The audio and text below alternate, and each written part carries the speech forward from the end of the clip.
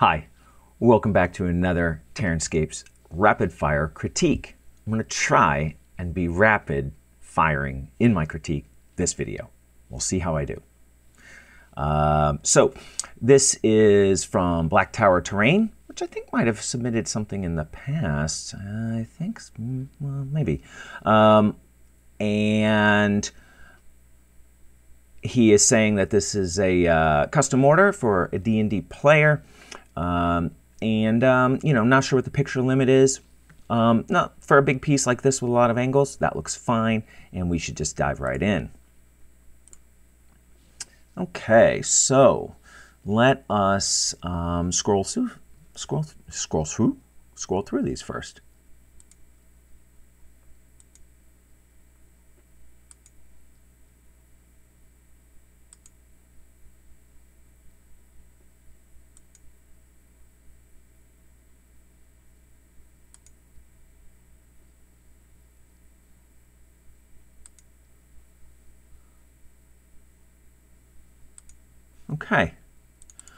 Okay. Boy, lots to look at on this piece. Lots to look at. First, I like its creativity. Wait a minute. What is going on back here? Where's that? We're not going to be able to see from that angle, are we? Almost, not quite. Oh, almost. I'm a little curious about that back thing. Because if you've seen some of my older work, a ways back, I did a Pandora display piece that was incorporated, being supported by water columns. This is not easy to do, and I'm not sure exactly how you pulled it off. I had put rods in it and then covered it, but I don't see any rods. If you did that, great. And if you're doing it just by supporting it by the acrylic resin, I'd be really impressed by that. That would seem crazy pants. But it's cool. And I like this 3-tier. It's got a lot of movement and it helps guide the eye down to the pond. I like that. Oh, I like this little bush down here, this little color bush. That's interesting. And I'm going to say something controversial. I like the color of the water. And I recently got back from the Dominican Republic, long story, and the water in those oceans was so blue. Blue like this, like blue. People who contest the color of water, blue as you could imagine, was beautiful. So blue works, and while you might contest it for shallow bodies, this has got a very magical feel. I mean, good God. There's floating islands with springs emerging from them. So I think you get a little more leeway in the color of your water here, and I am good with it. I think it's a nice, deep, rich blue, and I might not normally support that, and I think it looks good with this piece. It's interesting. You've rocked it in as a border. Again, I think that kind of works for this piece, right? It's framing this sort of magical effect that we're seeing, and I think the trees complement it. They add additional height. This is balancing the composition. I've said this before, right? He's got these tall trees. Now, of course, the angle of view might be affecting this, but he's got a very strong, tall element here. This adds weight to it. And then he's got this over here, and it's balanced it, I think, effectively. And that's something that's always important to consider. So, what would I do to improve it? First, I would do more of this and this. How about 2 more varieties of vegetation? So, I mean, it can be even lichen or grass tufts or super turf or something like that. Go to Scenic Express, look around, they got tons of stuff. Oh, I see some lichen here.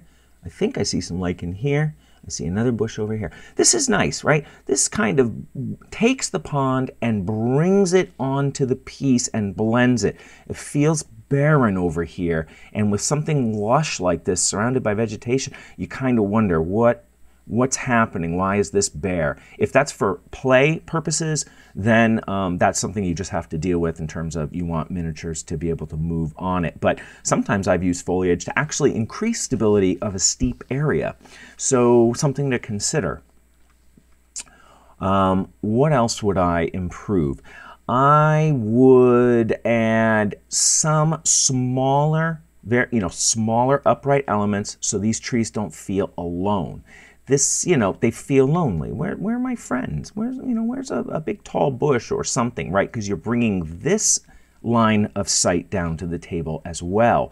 And this tree, in particular, looks quite lonely. So adding a few smaller trees near it or a big bush over here, something to help bring that down to the piece itself as well. Am I blocking the light on my face? And tie that in. Now, last thing before I go here is the color of the rocks. I think that this photo is overexposed, so it is giving a much brighter look to the rocks than they might otherwise have. And you may go with a whitish rock because of the magical scene and be able to work with that. But I think I would tone down the white just a little bit. Unless it's marble or something like that, which does have a very bright white. Normally, I say never touch white. Never touch white. It's far too harsh. However, maybe it does work for this scene. And like I said, it may not be as white as it looks because of the exposure. But here, I think we're getting a truer look at it. And it does look more toned down. But that would be something I might target. I wanted to comment on one more thing. Oh, wait. All right. Real quick. See this? This is nice. See that? Little flowery effect. Breaks this up. See, he's got a little flower here. See, that's nice. That's nice. It really helps give some interest to this piece. And I just, see, there's a little flower down there too. That's nice. I like those. I'd like to see a little bit more. What is that? Is that a rock? Looks like a skull almost. By the way, nice tree stump. I don't know if you sculpted that or if you're purchasing it, but, oh, yeah, okay, all right, I should be done. But one more thing on this white. If this was granite, let's say, you probably wouldn't have some of these ruddier colors embedded in them. And the transition from this color to this color is quite stark.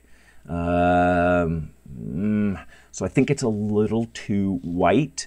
But if you want bright white, then you need to bring these colors up to make a softer transition to it. And the green and the sort of a ochre, what is this? I think it's an ochre. They're interesting. I feel like they're a little strong, but I think it's because the white is so white. Mute that down a little bit, and I think you're going to have a really nice, very interesting rock. So, hopefully you enjoyed this rapid fire critique.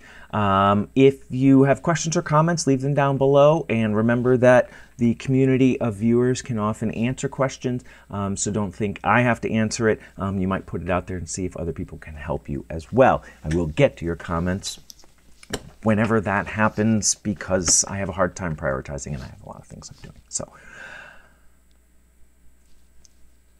if you're interested in supporting me on Patreon, it means a lot to me, and the link for that is, I think, over here. And I have more rapid fire critiques coming up, so hopefully you will come back to see those because you know that I will be back soon with another TerranScapes video.